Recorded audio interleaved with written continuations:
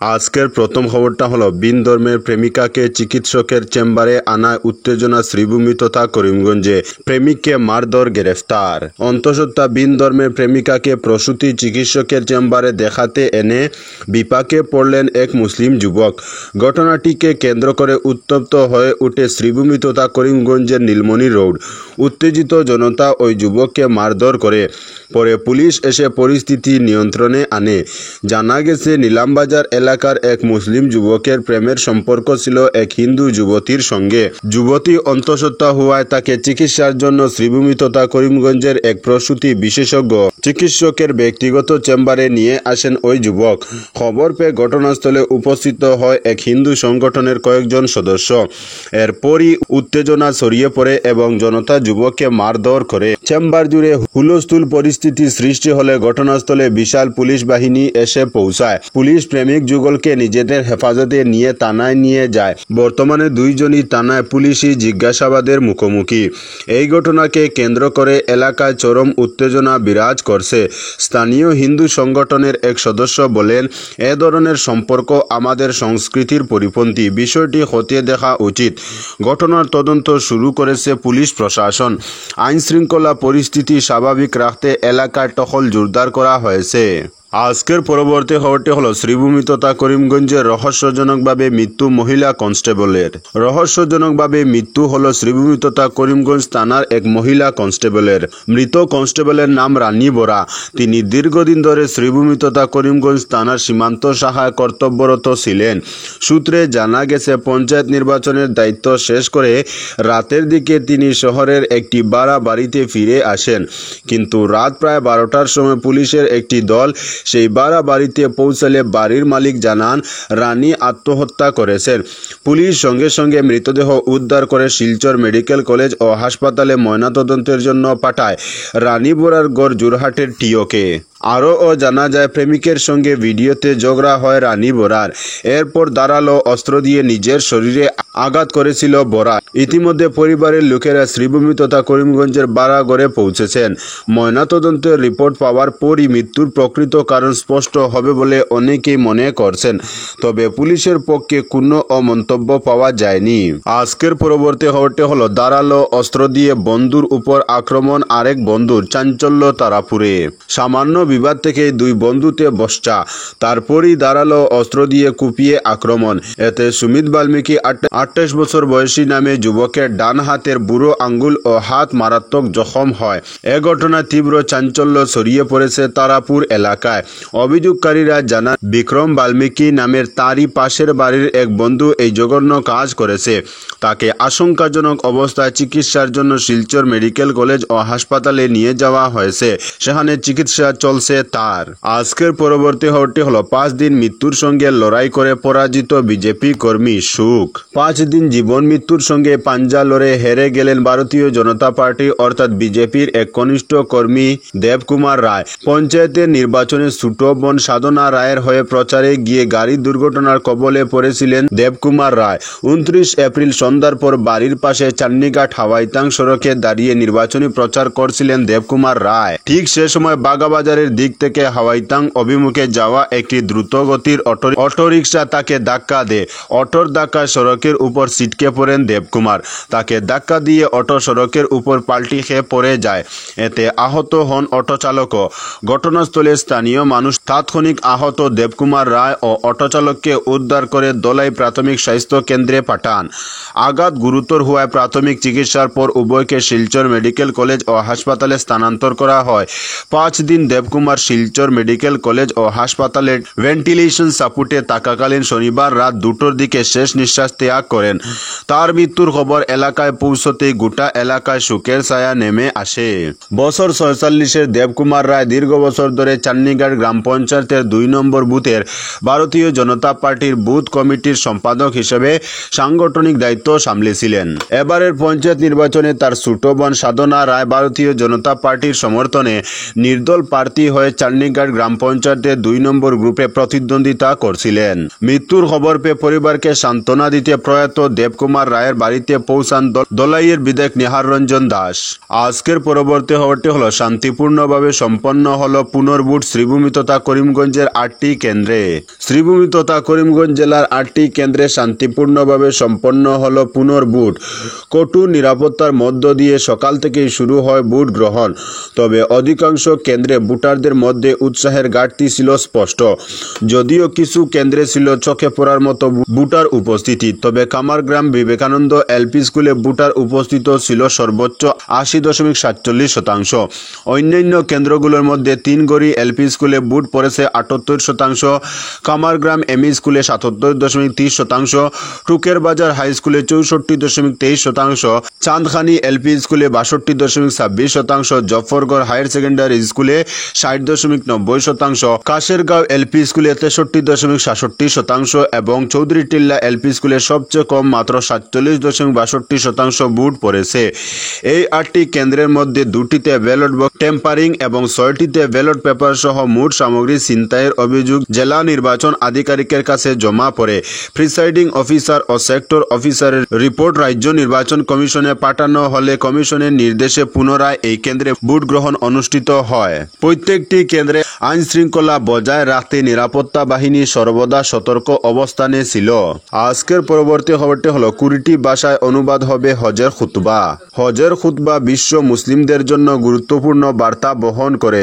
সেই গুরুত্ব উপলব্ধি করে সৌদি আরব প্রতি বছর বিভিন্ন ভাষায় হজের খুতবা অনুবাদ করে সম্প্রচার করে, যাতে বিশ্বের নানা প্রান্তের মুসলিমরা তা সহজে বুঝতে পারেন। চলতি বছর 1446 হিজরির পবিত্র হজের প্রস্তুতির অংশ হিসাবে সৌদি কর্তৃপক্ষ ঘোষণা দিয়েছে এবারের হজের খুতবা 20টি ভাষায় অনুবাদ করা হবে। ঘোষিত 20টি ভাষা হলো ইংরেজি, ফরাসি, মালয়, উর্দু, ফার্সি, চাইনিজ, তুর্কি, Russian, Hausa, Bangla, Swedish, Spanish, Swahili, Amharic, Italian, Portuguese, Bosnian, Malayalam, Filipino ও জার্মান।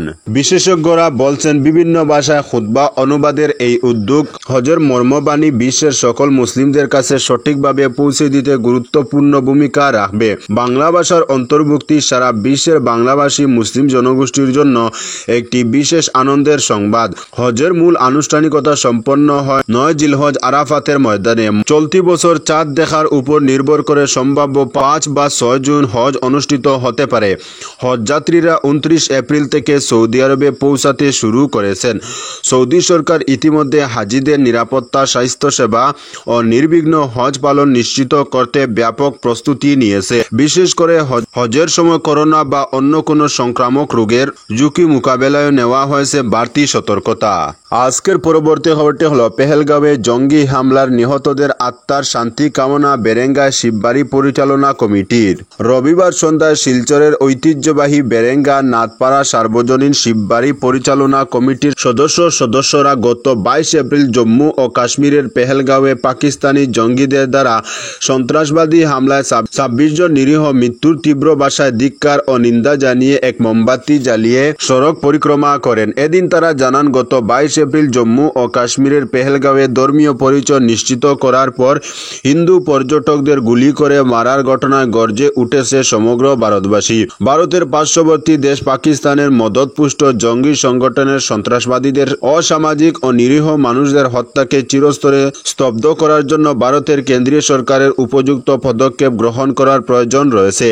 তাই অতি সত্বর পেহেলগাঁওয়ে পর্যটকদের হত্যার বিরুদ্ধে ভারতের প্রধানমন্ত্রী নরেন্দ্র মোদীর কাছে উপযুক্ত ব্যবস্থা নেওয়ার দাবি জানান শিববাড়ি পরিচালনা কমিটির সভাপতি গৌতম নাথ, দীপঙ্কর নাথ চৌধুরী, রোহিত নাথ, রবিজিৎ নাথ চৌধুরী সহ অন্যান্যরা। আজকের পরবর্তী খবরটি হলো বাংলায় 100 নম্বর প্রাপ্ত মণিপুরী ছাত্রী শর্মিলাকে সংবর্ধনা আমসু ও বিক্ষাপের। যেখানে ইচ্ছা সেখানে পথ, এই প্রবাদকে বাস্তবে রূপ দিলেন মণিপুরী সম্প্রদায়ের এক মেধাবী কন্যা। পাতারখান্দির মতো প্রত্যন্ত অঞ্চলের এক সাধারণ ঘরের মেয়ে হয়ে অসাধারণ কীর্তি গড়েছেন শর্মিলা সিনহা। মাধ্যমিকে বাংলা বিষয়ে 100তে 100 নম্বর পেয়ে রাজ্যের নজির স্থাপন করেছেন তিনি। পূর্ণ ও প্রাইভেট টিউশন নয়, ছিল শুধু অদম্য ইচ্ছাশক্তি, কঠোর অধ্যবসায় আর মা বাবার নিরন্তর সাহচর্য। রাজ্য জুড়ে যার নাম আলোচনার কেন্দ্রবিন্দু তিনি শর্মিলা। তার এই কৃতিত্বে রূপ কলম সহ অন্যান্য সামগ্রী দিয়ে সংবর্ধনা প্রদান করল আমসু ও বিক্ষাপ। এবারের মাধ্যমিক পরীক্ষার ফলাফলে অসাধারণ এক সাফল্যের সাক্ষী থাকল পাতারকান্দি তথা সমগ্র শ্রীভূমি করিমগঞ্জ জেলা।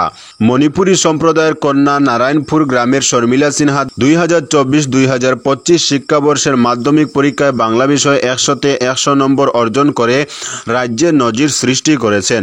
শুধু তাই নয়, কোনো রকম প্রাইভেট টিউশন ছাড়াই তিনি এই সাফল্য অর্জন করে বুঝিয়ে দিয়েছেন অধ্যবসায় ও নিষ্ঠা থাকলে অসম্ভব কিছুই নয়। পাঠ্যসূচির প্রতি গভীর মনোযোগ, পরিবারের সহযোগিতা ও আত্মবিশ্বাসের জুড়েই শর্মিলা মাধ্যমিকে প্রতিটি বিষয়ে লেটার মার্ক সহ 89% নম্বর পেয়ে উত্তীর্ণ হন। বিশেষত বাংলা বিষয়ে শতভাগ নম্বর পাওয়ায় তিনি গোটা রাজ্যে প্রথম স্থান অর্জন করেছেন। আজকের পরবর্তী খবরটি হলো, ই রিক্সা থেকে নামার সময় ইকোভ্যানের ধাক্কায় প্রাণ হারালো 7 বছরের এক শিশু। মর্মান্তিক দুর্ঘটনা, মা বাবার চোখের সামনে গাড়ির ধাক্কায় মৃত্যু শিশু কন্যার। রবিবার রামকৃষ্ণনগর সংলগ্ন দেউলাখাল সেতুর সামনে দুর্ঘটনাটি সংঘটিত হয়। জানা গেছে, আয়নাখাল বেহুল এলাকার বাসিন্দা মনু দাস, স্ত্রী মাধুরী দাস ও 2 শিশু কন্যাকে নিয়ে রামকৃষ্ণনগর চান্দ্রা এলাকায় তার অসুস্থ শাশুড়িকে দেখার জন্য বের হয়েছিলেন। গন্তব্যে পৌঁছার পরই ই রিক্সা থেকে নামার সময় ঘটে ভয়ঙ্কর ঘটনাটি।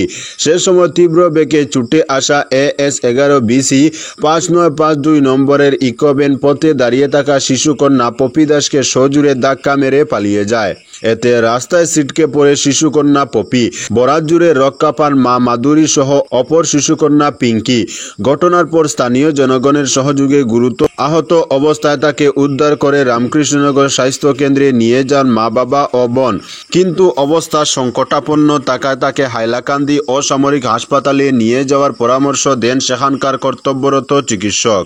এতে সঙ্গে সঙ্গেই তাকে নিয়ে হাইলাকান্দি রওনা হলেও শেষ রক্ষা হয়নি তার। সেখানে পৌঁছানোর পর চিকিৎসকরা তাকে মৃত বলে ঘোষণা করেন। শিশু কন্যার মৃত্যুর খবর ছড়িয়ে পড়তে ঘটনাস্থলে উত্তেজনা সৃষ্টি হয়। যাকে যাকে মানুষ ঘাতক ইকোভ্যানের তল্লাশিতে বেরিয়ে পড়লে নয়াটিল্লা জিপির ইসাখাউরি গ্রামে গাড়িটির খোঁজ পাওয়া যায়। ফলে খবর পেয়ে পুলিশ ঘাতক ভ্যানটিকে বাজেয়াপ্ত করে থানায় নিয়ে আসে। ঘাতক চালকের নাম জয়নাল হক, যার বয়স ছিল 20, বাড়ি ইসাখাউরি গ্রামে বলে জানা গেছে। চালককে গ্রেফতার করতে তার বাড়িতে তল্লাশি চালিয়ে ব্যর্থ হলেও পুলিশের অভিযান অব্যাহত রয়েছে বলে পুলিশ সূত্রে জানা গেছে। আজকের পরবর্তী খবরটি হলো, জীবন যুদ্ধে হেরে যায়নি, কেক কেটে ছেলের ফেল করা উদযাপন করলেন অভিভাবকেরা। 10ম শ্রেণীর বোর্ডের পরীক্ষায় ফেল করেছে ছেলে, কিন্তু তাই বলে তাকে বকাঝকা করার কোনো প্রশ্নই উঠে না, বরং কেক কেটে সেই মুহূর্তটাকে উপভোগ করাকেই বেশি গুরুত্বপূর্ণ মনে করলেন অভিভাবকেরা। ঘটনাটি কর্ণাটকের। আর পরীক্ষায় অকৃতকার্য সেই পড়ুয়ার নাম অভিষেক সোলাসাগুড্ডা। অভিষেক কর্ণাটকের বাগালকুট এলাকার একটি ইংলিশ মিডিয়াম স্কুলের ছাত্র। সম্প্রতি 10ম শ্রেণীর বোর্ডের পরীক্ষায় 600 নম্বরের মধ্যে মাত্র 200 নম্বর পেয়ে অকৃতকার্য হয় সে। তার এই ফলাফল দেখে তাকে নিয়ে উপহাস করতে ছাড়েনি তার বন্ধু বান্ধবেরা, কিন্তু এই পরিস্থিতিতে তার পাশে দাঁড়িয়েছেন তার অভিভাবকেরা। বকাঝকা নয়, বরং অভিষেকের সঙ্গে কেক কেটে এই মুহূর্তটাকে উদযাপন করেছেন তারা। ছেলেকে অভয় দিয়ে তারা বলেন, তুমি হয়তো পরীক্ষায় ফেল করেছো, কিন্তু জীবন যুদ্ধে নয়, তুমি আবার চেষ্টা করবে এবং সফল হবে। অভিভাবকদের এমন সমর্থন পেয়ে আত্মবিশ্বাসী অভিষেকও। এই প্রসঙ্গে তার বক্তব্য, আমি ফেল করা সত্ত্বেও আমার পরিবার আমায় উৎসাহিত করেছে। আমি আবার পরীক্ষা দেব, পাশ করব এবং জীবনেও সফলতা অর্জন করব। আজকের পরবর্তী খবরটি হলো, রেল মানচিত্রে আইজল সম্পন্ন ট্রায়াল রান। রেল মানচিত্রের সঙ্গে সংযুক্ত হওয়ার জন্য চতুর্থ উত্তর পূর্বের রাজধানী হতে চলেছে আইজল। ভারতীয় রেলওয়ে তার প্রথম ট্রায়াল রান আইজলের সাইরাং পর্যন্ত সম্পন্ন করেছে।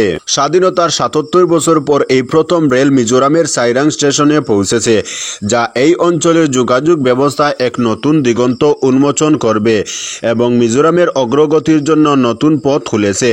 অর্থনৈতিক উন্নয়ন ঘটবে, পাশাপাশি উত্তর পূর্ব ভারতের অন্যান্য রাজ্যগুলোর সঙ্গে মিজোরামের সম্পর্ক আরো অদৃঢ় করবে। তো বন্ধুরা, আজকের জন্য এতটুকু। পরবর্তী কোনো নতুন ভিডিওতে দেখা হবে, তখন অবধি ধন্যবাদ।